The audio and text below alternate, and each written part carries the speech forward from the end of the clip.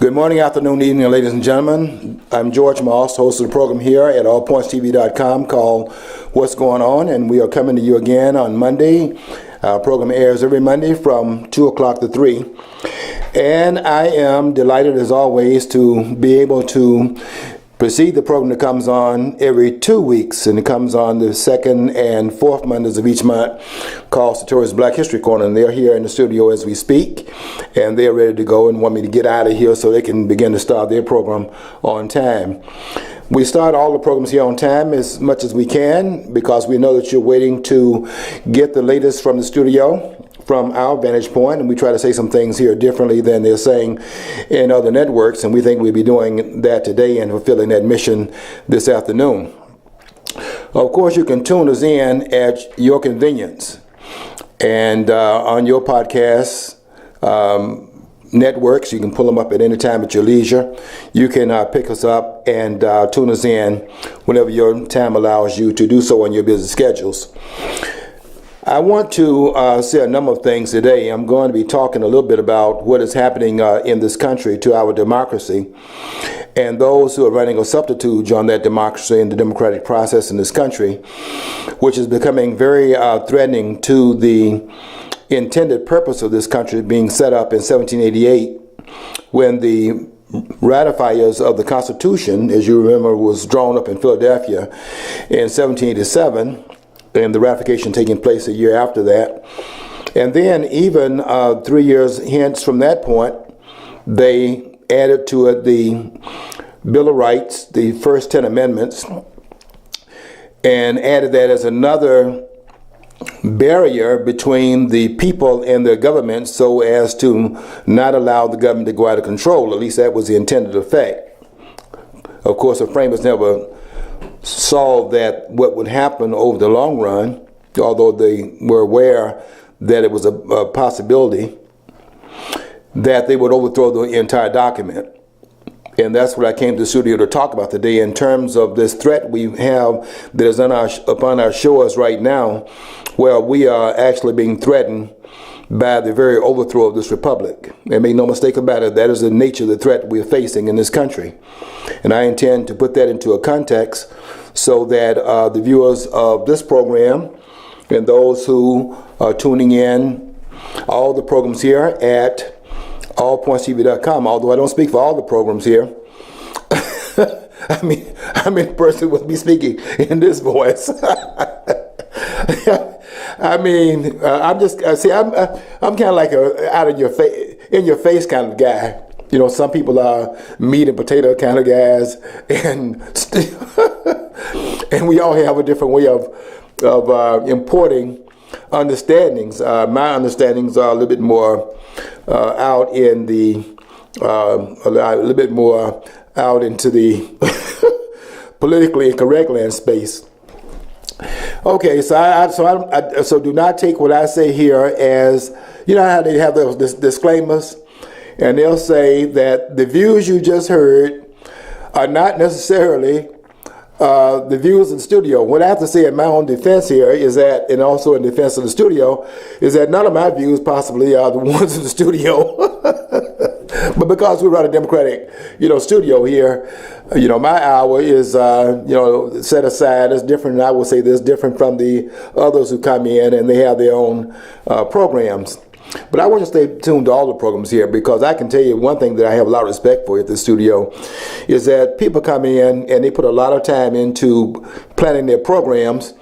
And when they go before the camera, this is really what John, the technician behind the scene, you don't see John, well, you hear him all the time on my program because I like the exchange.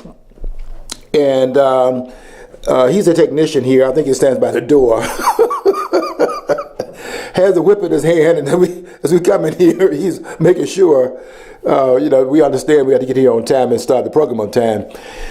But I want you to stay tuned to all the programs because, quite frankly, the people are working very hard to make sure that they're putting forth the best program they can when they come before the cameras and do a lot of planning in between that and come in studio and we are discussing some of the things before we go on the air. So you're not just getting something that happens through happenstance. There's a lot of activity going on before they come before the viewers. Okay, what I'm going to be talking about today, at least in part and probably for the most part, is what is happening right now in our republic. And what is happening is that we have persons that the Constitution was really designed to stop, who have broken out of the gates. And everything that we are seeing right now is indicative of that fact. I was watching this morning, as a matter of fact, John Kasich, Mussolini, and that's who we talk, and that's who he is. He was having breakfast on. They had a video of him being interviewed, and he was on the airplane going to the next political destination, and he was having breakfast and talking very calmly, although the look on his face betrayed the calmness, because he had an ashen look on his face, because he knew that he was wearing a mask and what he was saying. And he was talking about this having put in place agreement between him and Ted Cruz. And the game plan is for them to gang up, as they tried to do in Florida.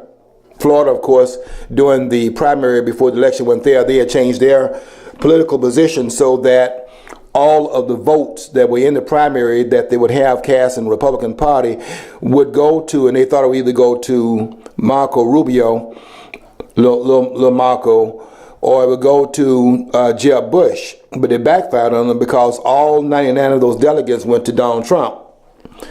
And they had made a decision at that point. It was more or less of an informal decision, but it was a listed decision at the same time, to have Rubio, or, well, he was the one running at that time. Jeb Bush had backed out by that time because his campaign never caught fire, although he had $160 million in the kitty to run a campaign, but the voters were not buying it, and that time had passed him by. He might have been a good governor in Florida, but the time had passed him by, and he just did not resonate with the voters.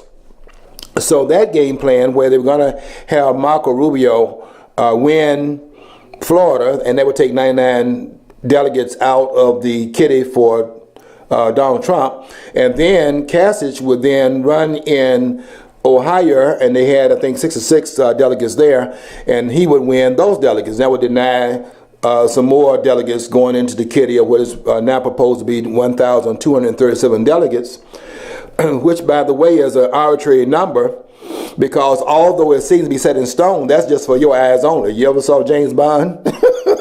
What did it say, for your eyes only? I mean, the Lone Ranger's not the only one wearing a mask.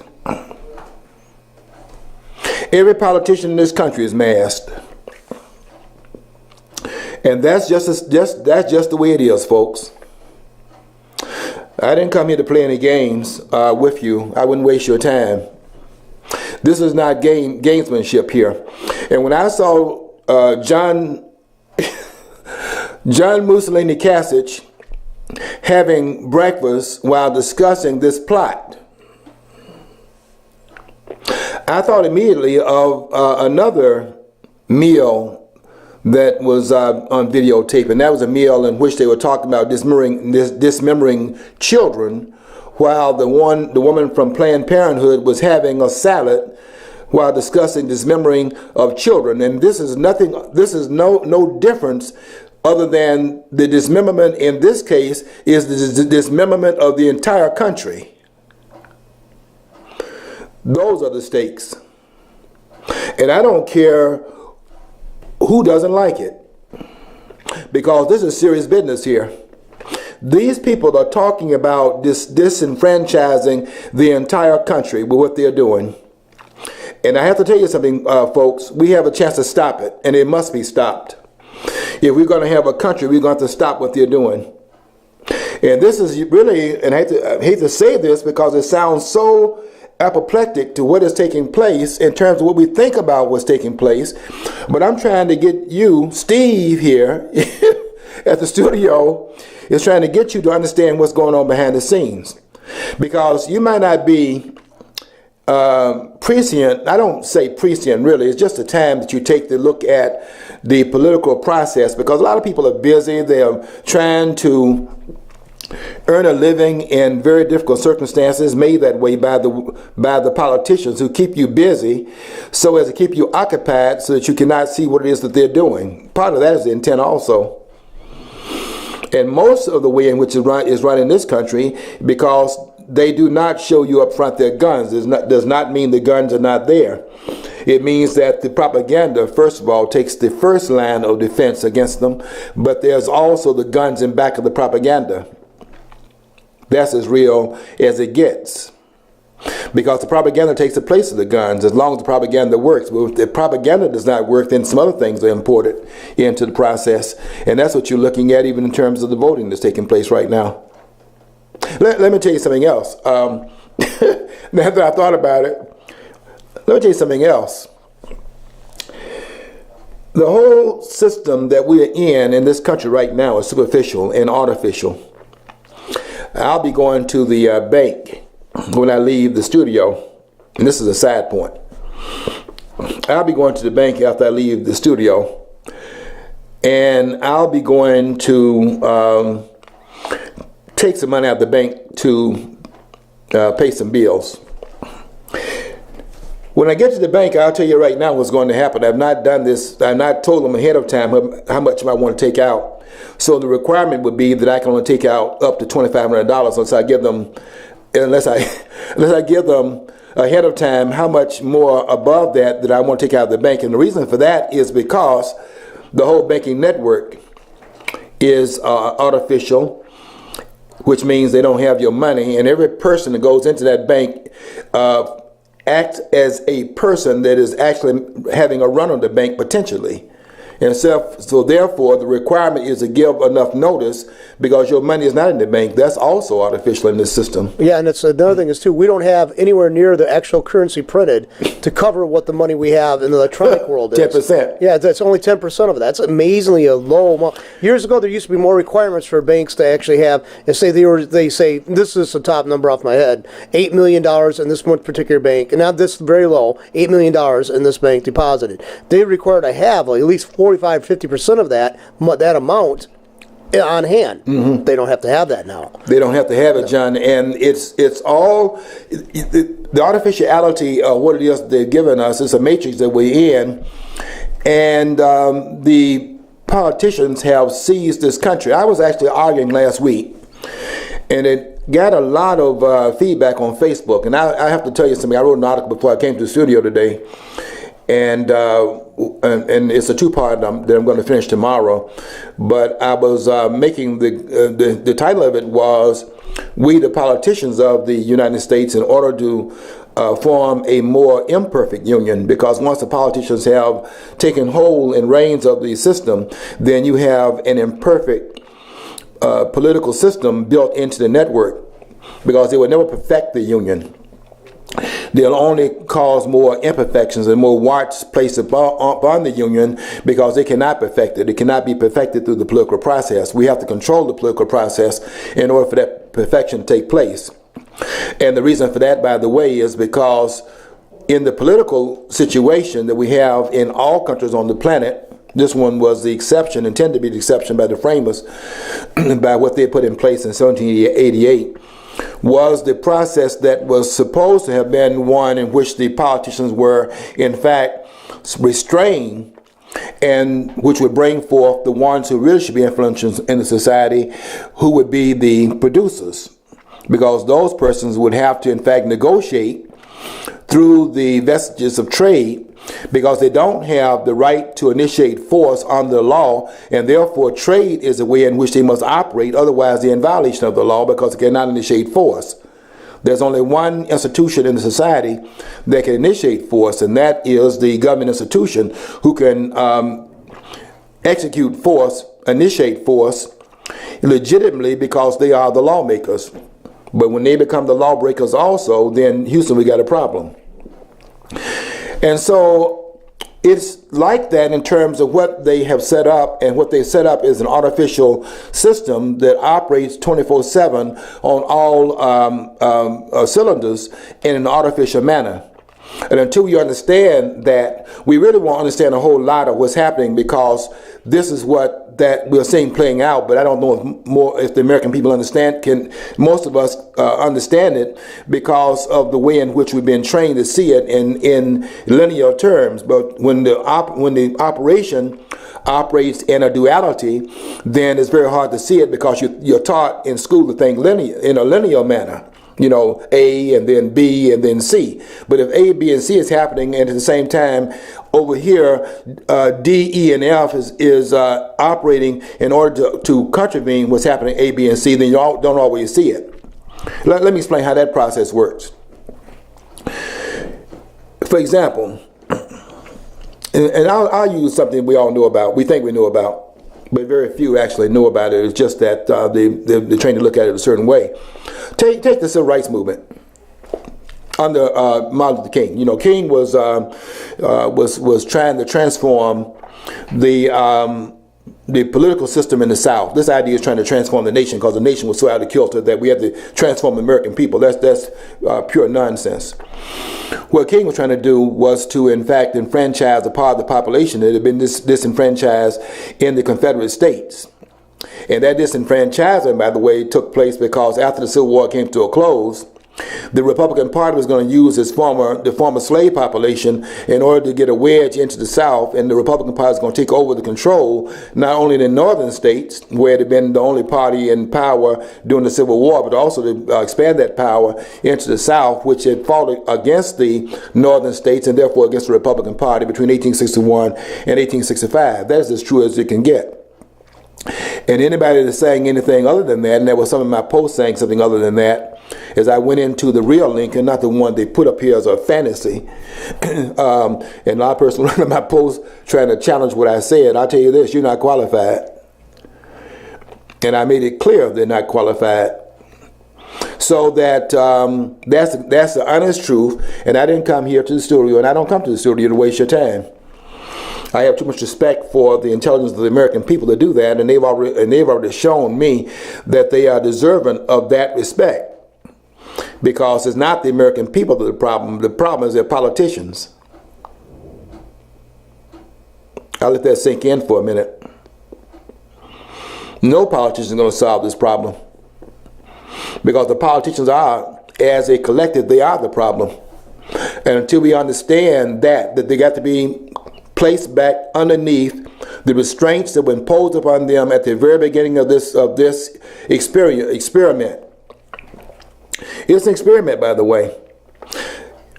You know, Lincoln said so on the 19th of November, 1863, when he said, "Whether this nation or any nation so conceived and so dedicated can long endure."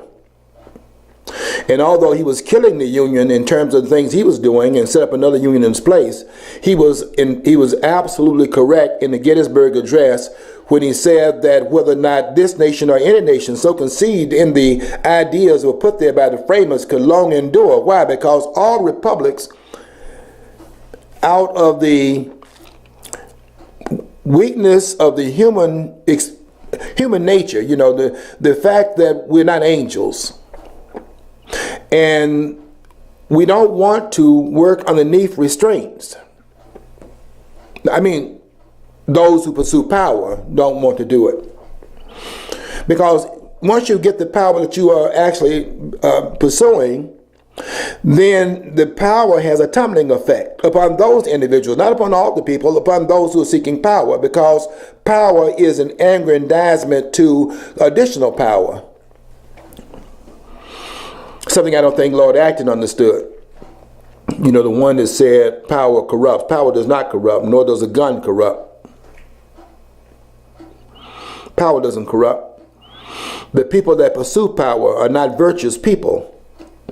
Because pursuing power, since power does not have virtue in the end of the process of its pursuit, then by having persons pursue it, there is a lack of virtue in the very inherent in the very process of the pursuit of it. because at the end of it, you don't find virtue at the end of the process, of the political process. And there's a lot I can say about that, but I'll hold that because I want to get to some things here that are much more present to the moment, because we have a Super Tuesday coming up again tomorrow, and we are going to have some of the Super Tuesdays in the future that we got to pay attention to, and we got to turn this force back. Tomorrow, 5 states are going to the polls. We have to be aware of the power that's inherent in the people taking the bull by the horn and subverting this process. But the framers were prescient about what had happened in the past, and they were trying to forbid it from happening in the future, and that's why they placed these restraints one after the other. They weren't even satisfied with it accomplished in 1788. You have to first of all get the Constitution in place, and that was very difficult to do because they had all these different interests at different parts in different parts of the country. The region of the South having its interests, they had to be accommodated, and the regions of the North with the New England states having their own interests. And they had to accommodate those too, because don't forget that the country was divided between the northern and the southern interests. We hadn't had any development at that point across the Appalachian Mountains. It was restricted to those 13 colonies. So it's like a northern-southern divide at that point, with the southern region more prone to agricultural advancement and development, and not so much in the north. So they're going to develop differently over time in the two different regions of the country at the founding points of this nation. So those interests are at the table here, and they got to be accommodated. So the first thing is to make the compromise necessary to bring the Union into existence, a more perfect Union than the one that had under the Articles of Confederation. Folks, that's just done as the gospel truth. And they had to, in fact, do it in such a way that you can see how prescient they were and how scholarly they were, how intellectually gifted they were. Because it's very hard to make compromises that have a certain amount of morality in the compromiser, because compromises are inherently immoral. Why would that be the case? That's the case because if you have a principle and the principle is being compromised with that which is unprincipled, then only that which is unprincipled can win. That which is principle can never win, because the principle stands at the standard, and everything that lessens that standard lessens its morality. Isn't that true? So they have to make a pact, in a sense, with the devil, but only to the point of doing so to bring about the fait accompli that they wish to bring into existence, which is the union, a more perfect union. It didn't say it was a perfect union. It says, we the people of the United States, in order to form a more perfect union. Why? Because every generation must perfect it. I have to tell you something, and that's why I am trying to tell you what I'm telling you today, is that this union will never be perfected. It will always be up to each generation to do so. There will never be a time when there is no work for a generation born into existence with nothing to do. Just come in here. They just come here with nothing to do with their hands. It's already been done by the generation that preceded them, and therefore nothing but leisure. I wish it could be that way, because we've gotten to a point where people think that is the case. You know, I often argue that, you know, this one liberal in town, and I'll mention to him after we get done with this, but he and I always argue on Facebook and in person. He's all for taxing the working class people, and I said, well, what point is enough? I said, why do we work for then? If everybody else is going to get stuff for free, everybody's going to decide that's the route to take. Right. And he goes on, well, we work because for personal fulfillment and all stuff. I said, well, that might be the truth to some degree, but let's face it, if you didn't have a fire burning under your butt to keep you going, you'd probably sit sit back and not work. And another thing is too, I take really serious the book Candide by Voltaire. There's a line in it. It's like labor keeps at bay three great evils: boredom, vice, and need. And I take that as an axiom, because if you're not working on something, look what people do when they're not working. And they don't see that as society. They just say, we got enough money to cover this. Buckminster Fuller actually advocated 85% of the population could be actually dependent upon the population who's the producers. And then we could pursue our own dreams and stuff. Well, I find serious fault with that. And I know maybe I can't argue with a man like Buckminster Fuller, but I see where I can argue with that point. And it's like everybody thinks, well, we just have our needs taken care of. We go pursue all these better. Well, that's BS. I think the more time in people's hands, the less productive, the less they're going to slide downhill. And that's what our society is. 23% of the American population at work age who are able to work don't have a job. 23%. That's horrifying. Yeah, one quarter. John, it's not like we've not been here and done that. We tried that already. We tried that at the very beginning of the country. That's why he was starving and had to be rescued by those that they call Indians, and that's what we are celebrating in Thanksgiving, because they tried that particular idea that some will produce while others are the consumers of that which is produced, and they see how that worked. What happened there, and the reason why we had the first Thanksgiving is because they thought they could put the meat in the storehouse so that there would be meat in their house. And what happened was there were some people there were the producers putting the meat in the storehouse, and guess what was happening? The non-producers were going there getting the meat out and eating it. But do you see where they say that Bernie Sanders got kicked out of a commune because he didn't do any work? Was that a big shock to anybody if that's true? No. I mean, I would expect that, because this guy doesn't want people to work. He's never done anything except be elected to public office. John, I got to tell you something else about that, because when you can tell people are thinking lineal, and rather than into the duality of how they operate. They're talking in one channel, and then they actually, behind the people's back, they're operating another channel. They're talking in one channel, and they're operating in another. And that is when Bernie Sanders says that everything is free. He's going to make college free. He's going to make mortgage free. Going to make your house free. Going to make your living free. And nothing is free, by the way. So then the people ask the question. They'll say, "Well, how are we going to pay for it?" I mean, look, folks. If everything is free, that's not the right question to ask how you pay for it, because you don't pay for free. Can you agree on that? Okay, another thing is too, like all these people who are these utopianists, they'll think that, they envision a society ran like they did on Star Trek, okay? But Star Trek still had captains who had more lush quarters than the average crewman did, and the captain also had more responsibility, but he or she would have more pleasures extended to him, more benefits to extended to him. So even in that world, certain people did get more, some people had more, so there's no ever possibility of coming up with this, what they would ever be deemed as like equitable or just.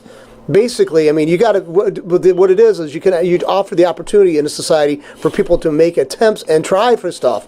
Eliminate the artificially imposed barriers such as based on race and all that. But to guarantee outcome is a ridiculous, and that's what Bernie Sanders wants to do. He wants to guarantee outcome.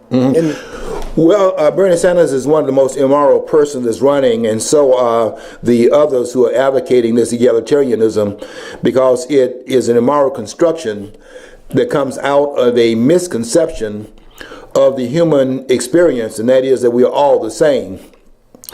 Their assumption is that we're all the same, and therefore, if the outcomes are not the same, then there's something that explains it in terms of a fundamental unfairness that is in place, mostly rooted in racism. That's how they quantify the difference in what is the outcome and that which is the input. We all input in the same thing. We're getting different outcomes because of the fundamental unfairness in the place of the system. And that is so ridiculous as a concept, but they want us to buy into it. And those that have been able to break away from this linear way of looking at what is really a non-reality has been constructed as a trap for people to fall into, and it serves a certain political interest. I mean, there are people right now who are watching this process play out, and they just cannot understand what this process is about, because they've been trained into seeing it in the lens of those who created it. and they are shocked and overwhelmed by not being able to discern why it doesn't fit into the scheme of that which they've been taught is that which is real. It's not real. It's artificial. What is real is what's behind the scene operating. And I can show you many different examples of that, but I want to stay within the context of what's happening right now, because if we don't understand this, I can tell you right now, we only have one chance to break out of this, because if we lose now, it can't be done. Because there will never be an opportunity that comes around again as great as the opportunity we have right now to return back to the framers. And that's the only solution we have. We've got to return back to the framers, because they are the ones that constructed this experiment. And the further we get away from it, the further removed we are from being able to hold on to it, because if you get away from it, then you've abandoned it. It's built into the denial of that. You cannot, on the one hand, deny the framers, and at the same time put in place that which is working up until the time that the frame was overthrown. And overthrowing the Constitution is overthrowing the framers. You can't keep celebrating these framers, and then talking about celebrating them, President's Day and things like that, and then overthrowing the intentionalities of the framers at the same time. It's a contradiction. So what I'm trying to do is to let you see what is happening. Because John Kasich this morning, I sat there watching him, and I was thoroughly disgusted with this man. It wasn't the first time, because this man yesterday was talking about he's already beginning to vet the VP. Understand that. This man has won one state. 6 of 6 delegates he got out of his own state. He has about 164, I think it is, at the last count. He'll lose every state tomorrow in the 5 states is up for election, is now having the primary tomorrow. And even that is not above board. Because in Pennsylvania, for example, where they have 71 delegates that are up for, being situated by the voters. They got 71 delegates, but here's how that process works in Pennsylvania. Another part of the matrix. Only 17 of them, 17 out of 71, the numbers are reversed.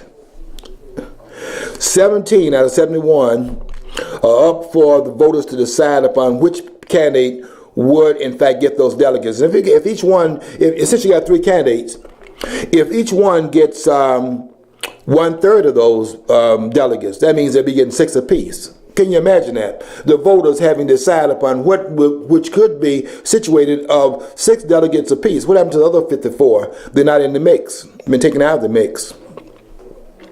They'll go to the convention as undeclared,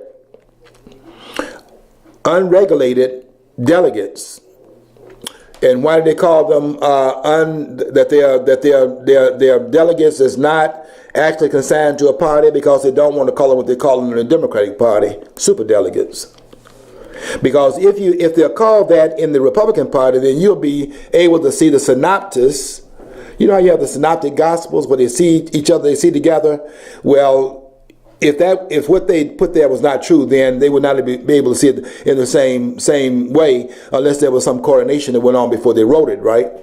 But since they're writing at the same time, that coordination could not have been there, so there's something else that is there. But in this case right here, there is coordination, because both of them operate the same way, but under different terms, using different language. One calls them super delegates. One party calls them undecided delegates. But why are they undecided? If the voting process is the decision-making apparatus. So the 17 in Pennsylvania tomorrow, when they vote, in the 5 primaries tomorrow that are held, in which Pennsylvania will be casting 71 delegates in Pennsylvania.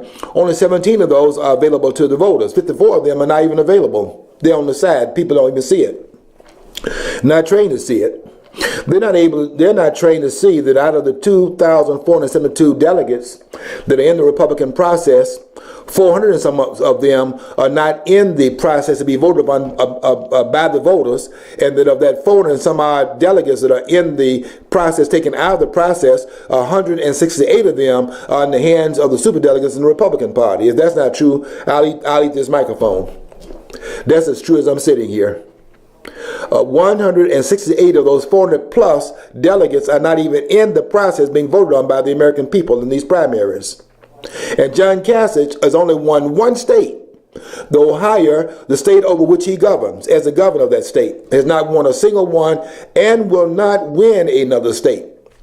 If that happens, I'll eat the headphones. The microphone already been gobbled up, so I eat the headphones. That's not going to happen either, because John Kasich has no passage to the nomination through the electoral process. And so therefore, what he's talking about while having breakfast on the airplane going to the next destination is that he's talking about tyranny. I don't care how much he's masked. But you can look at his ashen face in that video and see that he was sitting there having breakfast, carving up this nation, and disavowing any of the vestiges on which it is supposed to be set up on pillars set up by the framers. He's talking about subverting that while having breakfast. I look at him in the same way I look at those persons in that woman. It was over Planned Parenthood that was sitting there talking about dismembering these children while talking about salad and doing so nonchalantly as if to say that this is of no consequence.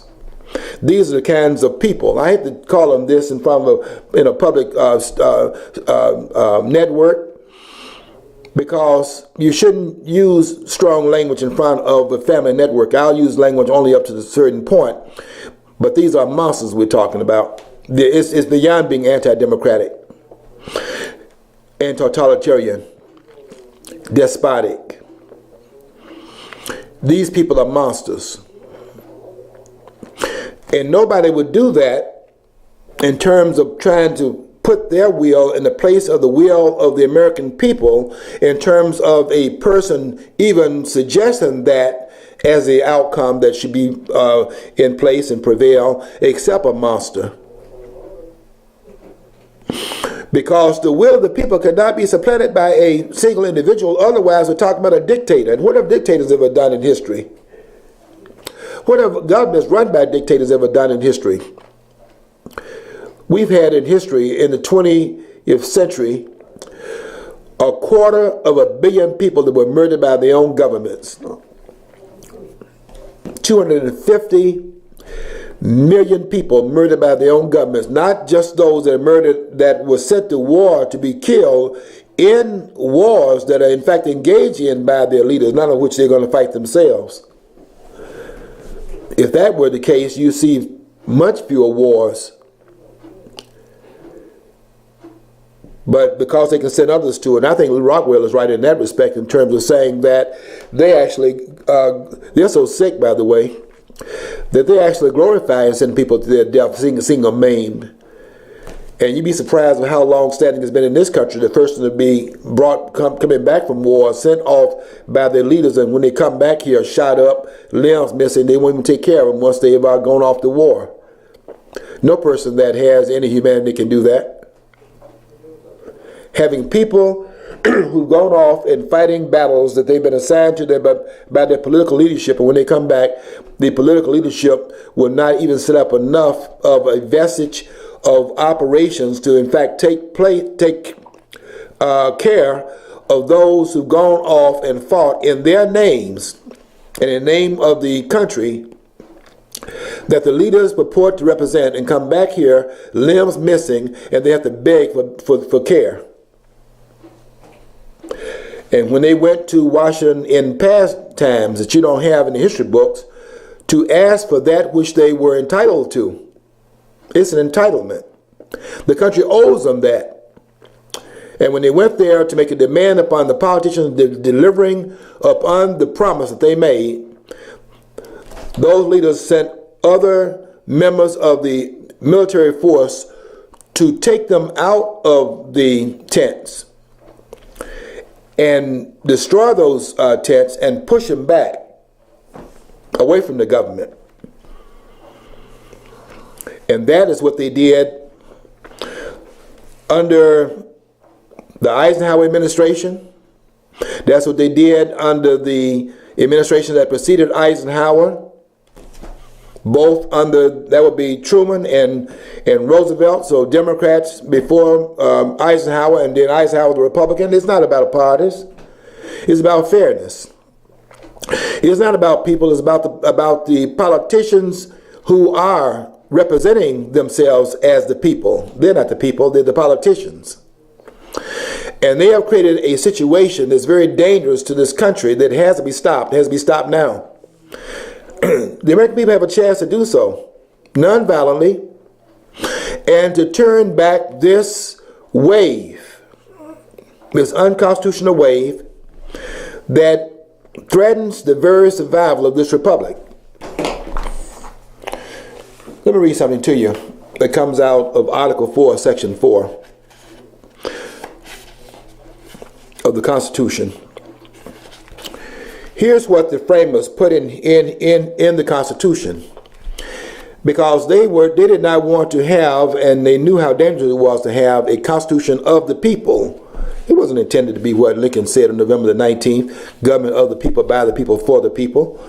It was because a government of the law, government of the Constitution, by the Constitution, for the American people. In Article 4, Section 4, here's what it says. The United States shall guarantee to every state in the Union a Republican form of government.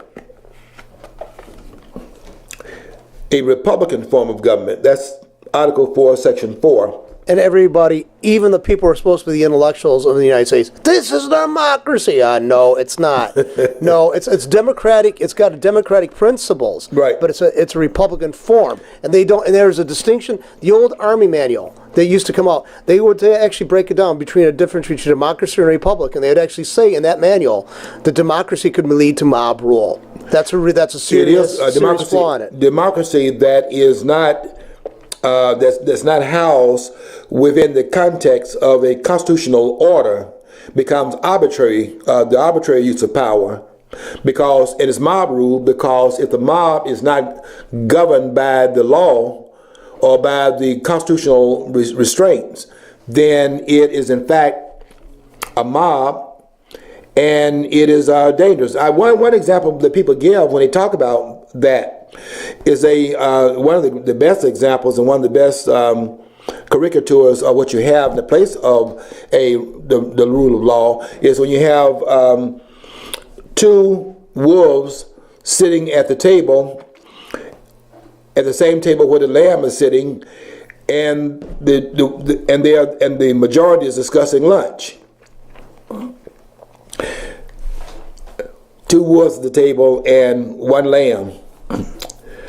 Can everybody say that program they used to have on PBS? I forget her name now, but she used to be on there with lamb chops. Sherry Lewis. Sherry Lewis. Yeah.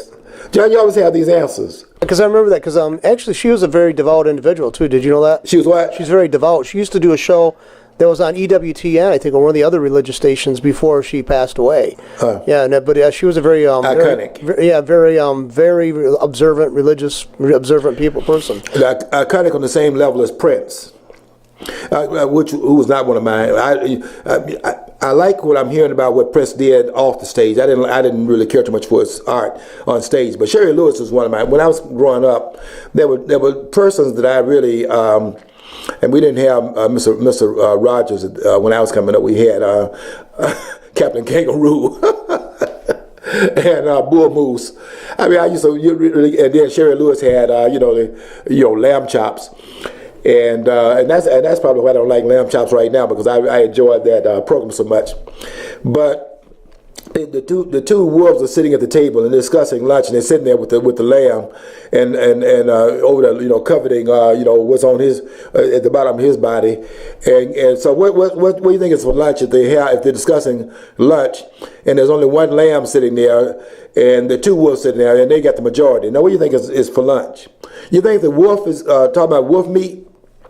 No, lamb chops. And that's what majoritarian rule is. The majority is not going to vote itself for dinner. It's going to have the ones that's in the minority group. And that's why it's so dangerous, and why it is not written in any of the two major documents of the country, because the framers were aware of that. They studied, these were what page is that on? In Ayn Rand's book called The New Intellectuals.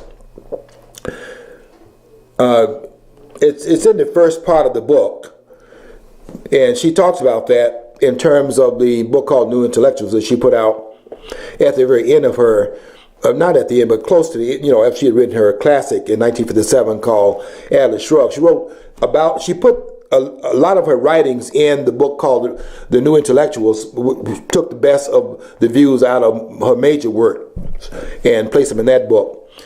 And she's very right in saying that the framers were the first intellectuals that this country has produced, and so far, at the point she's writing that, is last intellectuals. And even at this point, they're the last intellectuals, because these persons right now are not intellectuals, they are scholars, which is something a little bit different. They've read other people's works. They've created very little new knowledge, and nothing they have created can go beyond what was created by the framers. So that, therefore, they are a step down underneath that, and they don't take the same place as the framers. That's why we cannot take their noise and then reduce what the framers gave us down to the noise level where they are making these noises that are not going to get us there. What gets us there is what was put in place by those who thought above the persons who are the so-called scholars today, because they don't have it. The framers had it.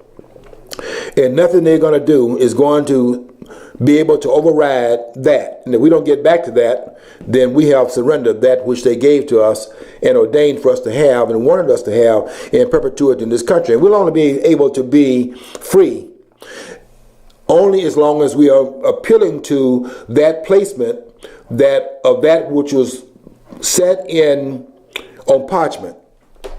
Not set in stone, set in parchment. And of course, the person that are ruling power will come behind them, and this is what's happened in history, and why republics have gone out of existence over a period of time, and that is they recognize the chains are made out of paper.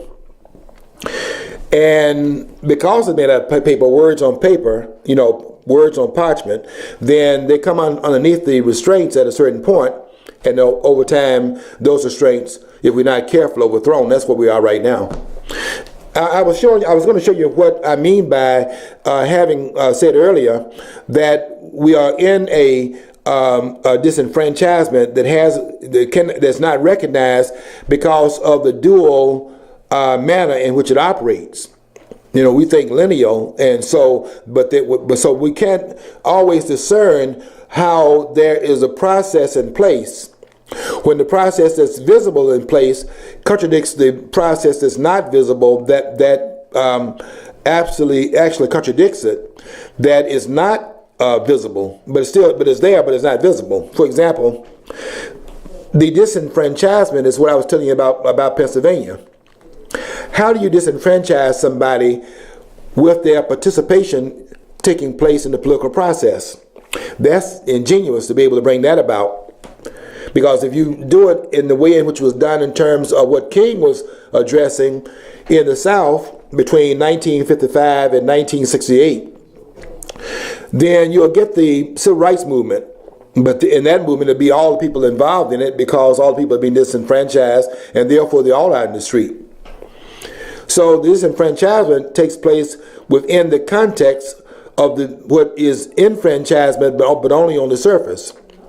The disenfranchisement that is taking place behind the scenes is to have the persons taking place in the political process, but not being ultimately the ones able to decide upon the outcome. The outcome is being decided by this hidden hand, where you take out of it the potential for the people to make the decision through their voting, because they're not voting upon all of the players that are involved in the mix. Some of them are taken out unbeknownst to the voters, where they're not even voting upon them. You'll see it tomorrow in Pennsylvania. You'll see them talking about the 17 delegates that are open to the voters. 54 of the 71 are not there. I mean, she's not there. Nobody told me about her. She wasn't there. So let me tell you about the lady and that song, right? I think it was put out by the Who? The Doors. The Doors put it out. She's not there. The vote's not there. The vote is there, but what they're voting on is not there. And it's a sleight of hand trick, one of many that's in place here. And the people can, in fact, circumvent that by understanding what is intended, and what's intended to go to the convention, where no one has a 1237, and they certainly don't want Donald Trump to get it, because Donald Trump is able to go, is running a campaign, rich enough to run a campaign, where he doesn't need the money of the donors, or the money of the donors, which is different, a little bit different than the influence of the owners, because it's not one and the same group. Each one of those, the donors and the owners, playing on the same playing field, but they're not the same people necessarily. They're two different groups. And the owners are the owners of the political parties. The donors, by the way, are the ones that actually contribute to those that are running inside of the political parties, but it's a different group, but they're working toward the same ends. And the owners are in both parties, and they do not put themselves on the ballot, so they don't actually lose. The candidates that they put in front of the voters win or lose, but they don't lose because they maintain power in both of the two political parties.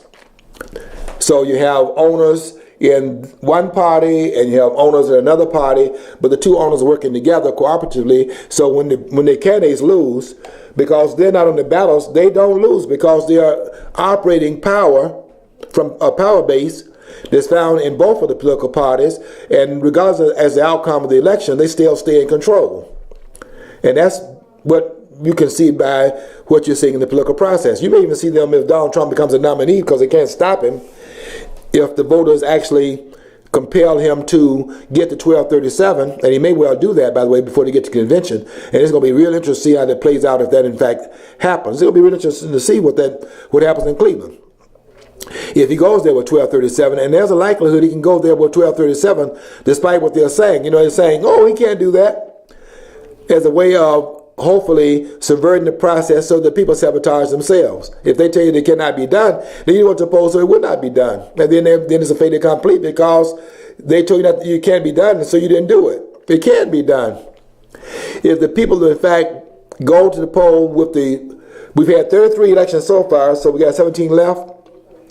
If they go there with the 17 that's left, and they do that which should be intended to take the power out of the hands of the owners and place it in the hands of the people who are the rightful owners, then it can happen. But they're saying it can't happen, and therefore people don't think they can actually, do anything about it. They can, but they're being told that they can't. And that's another way of maintaining control. What cannot take place, and therefore if it doesn't take place, is because therefore it fulfills what they're told, because they're being told it can't take place. Well, it can take place, but it takes an individual action on the part of the people, away from the action that's intended for them to take by the rulers, and for them to take self-determining steps. It can, in fact, go on, and tomorrow can begin the completion of a process that was started in July when Donald Trump announced his campaign. It's not Donald Trump that I'm advocating here. I'm advocating ownership. And Donald Trump is a tool that can be used toward the reclamation of that. And he's just a tool right now that can be used, but not the answer to it, because that's just the first step. Some other steps got to be taken as well. But we're talking about the restoration of that which was intended by the framers, and that has to start somewhere, and it can start right now in 2016. If it's not done, then I have some real doubts about what can happen therein down the road, because it has to start somewhere, and I don't know of a process that I can't think of a process where it can start away from where it starts, where it's already started. And that started by a person that's able to run a campaign that does not have in it the congruency within the apparatus of that which they created to trip people up. And don't let them fool you by saying, well, it was there in place 160 years ago with what was happening in 1856. In 1860, 1854 was the year in which the Republican Party was founded. And then in 1856, they said it was in place then. And then 1860, when Lincoln was running, it didn't happen until the third ballot in terms of Abraham Lincoln. And by the way, when Abraham Lincoln was elected in 1860, there were so many different candidates that he only got 40% of the vote. But it's it took the third vote in the primary before he became the nominee in the Republican Party. But that doesn't show anything other than how corrupt it was, even at that point. Okay, tomorrow, the bottom line is this. Tomorrow in the 5 primaries is going to be held, you, the American people, we the people, can take the bull by the horns and take hold of this process. And we have the power to do that. And they're trying to stop it and keep it in their hands through what is happening right now, through the links that they're putting together between John Kasich and Ted Cruz. And we can stop that tomorrow and going toward the convention in Cleveland in July. Stay tuned, because we're going to continue to talk about this process, because we have an opportunity here to return this country back to its rightful owners, intended by the framers. Until next week, we want you to follow your dream, because if you don't follow your dream, you'll never know what's on the other side of the rainbow.